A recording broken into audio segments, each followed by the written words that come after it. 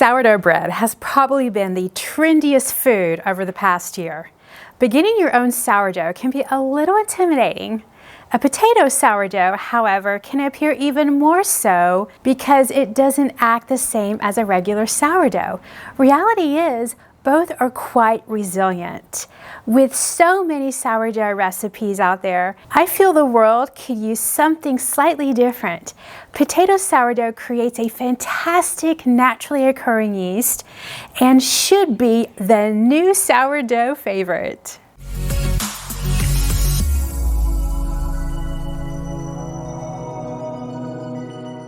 Unlike regular sourdough, a simple authentic potato sourdough starter only uses all-purpose flour and mashed potatoes.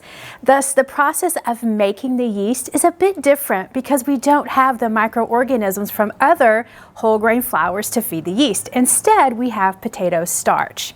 A potato sourdough starter will produce a firmer, denser bread because of the heaviness of the mashed potatoes. But the flavor, I think, is actually better. You not only get the sourness of a white bread, but also the sweetness from the potato, along with the potato health benefits. Here's a shout out to our New Zealand Maori friends for the idea. See my video linked below for the Maori potato sourdough starter and bread recipe with some really cool history and culture. After trial and error, I've come up with my 7 tips on making a successful potato sourdough starter and bread. And actually, they apply to the regular sourdough. This video is designed to show you how to be successful and how to avoid my mistakes with my images demonstrating both failure and success at the different stages. With my tips from experience, I hope that you can make a great potato or regular sourdough bread. Here's a quick outline of the 7 key tips I'm sharing with you today. Each one begins with the letter H. How convenient, I really worked on that one. The category 1 is making the mother sourdough, and I have 4 tips for that one. Heating part 1, heart, health, and hunger. Category 2 refers to the prepping of the dough with starter for baking, and I have 1 tip for that one, and it is hydration. And then category 3 is shaping and designing the loaves. These are not just for artistic purposes, and that tip number 6 is help. And then my final category 4 is baking a successful dough, and my tip number 7 for that one is heating part 2. Our first category is making the mother sourdough, which means that we're starting a brand new potato sourdough. This is where we can create the naturally occurring yeast. So tip number 1 is heating part 1. You've just made your sourdough starter on day 1. When you start a new sourdough, be sure to store it in a warm area. Sourdough works best in temperatures between 75 and 82 degrees. If your house is too cold like mine, then this is what happens.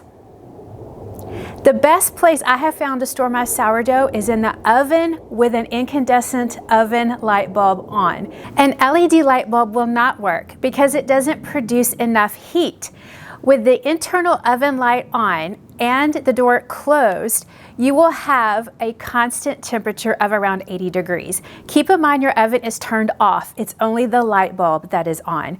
This is what happened to my sourdough when I left it in the oven with the light on. Huge difference. If you do not provide a warm area for your sourdough, it will just become dormant like it does in the refrigerator, and the natural yeast will not activate and grow. That's why you can store sourdough in the fridge forever and only feed it once a week or so. So here are my comparison photos. Too cold of an environment versus just right. Big difference. Heat makes a difference. Tip number 2 is heart. This refers to having care, patience, and time. When you're starting a new sourdough starter, allow the sourdough starter time to grow, regardless of the recipe's suggested number of days. A recipe may read, start the dough on day 1, feed days 2 and 3, and make bread on day 4. Don't make the bread unless the sourdough is bubbly and has risen. If it hasn't done so, then continue to feed it every day, discarding or using it, if you will, every few days to keep the volume down while maintaining the amount of sourdough you need for your bread.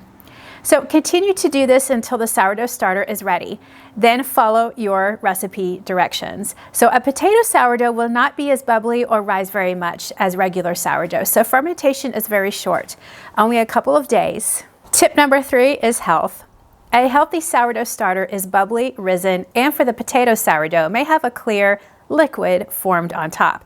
This clear liquid might turn a little pink or purple because of the potato, but that is normal. The starter should be foamy and smell a little sour like sour cream. Then you know it's working. Tip number 4 is hunger. Feed daily your starter. For a potato starter, like in my traditional New Zealand recipe, you'll add 1 cup of lukewarm potato starch water, 1 teaspoon of sugar, and 1 to 2 cups of flour as needed each day after day 3. You want each feed to be the consistency of pancake batter. So discard enough batter down to the number of cups you need for your recipe every couple of days to keep your dough at a manageable growth. Regardless of the type of sourdough you're making, you can use the discard to make pancakes, waffles, cookies, crackers. There's so many other options. But you can also just throw it away, and you're not throwing away so much that you're wasting a lot. Our second category of tips is preparing the dough with starter for baking. Tip number 5 is hydration. A sticky sourdough is always a good texture for baking, just in general. Developing gluten and kneading your sourdough is important. However, the key is not adding in too much flour during the knead. Try to tolerate the stickiness as you're kneading because water prevents the dough from being too dense and helps give it a rise and expand during baking. So our third category tip is shaping and designing the loaves, and this is not just for aesthetic purposes.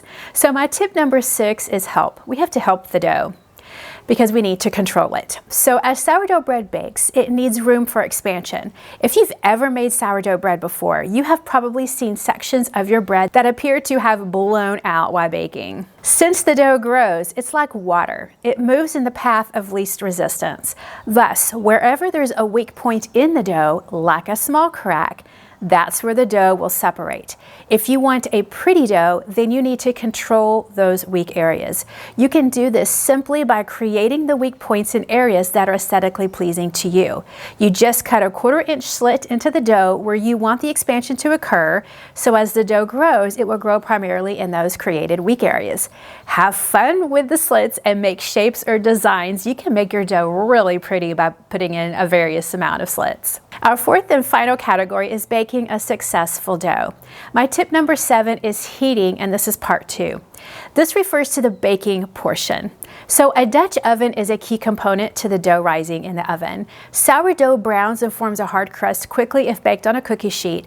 By baking in a heated Dutch oven, the pot conducts heat evenly, preventing a hard crust from forming so quickly that the dough pushes itself out at weaker points, resulting in an odd, weird, or unshaped bread. The downside is that you may not reach the golden color you want for your bread, but you'll have an aesthetically pleasing loaf. I truly hope this information has been helpful. While I'm not a sourdough expert by any stretch of the imagination, I have made quite a few loaves using potato sourdough, with some that were questionable to look at. But I'm confident in my tips based on my experience and hope they help you too in producing a successful potato sourdough starter and bread from scratch on your first try. Thank you so much for watching. You know, much of my heart and soul go into my videos. I genuinely hope you find at least one valuable nugget in each one. If so, please subscribe to my channel. Click that notifications button to receive a notice each time I upload a new video. And as always, share my videos with your family and friends. Until next time, begin a potato sourdough starter and share your thoughts in the comments sections below. I would love to hear how it goes for you. With that, go bake the world.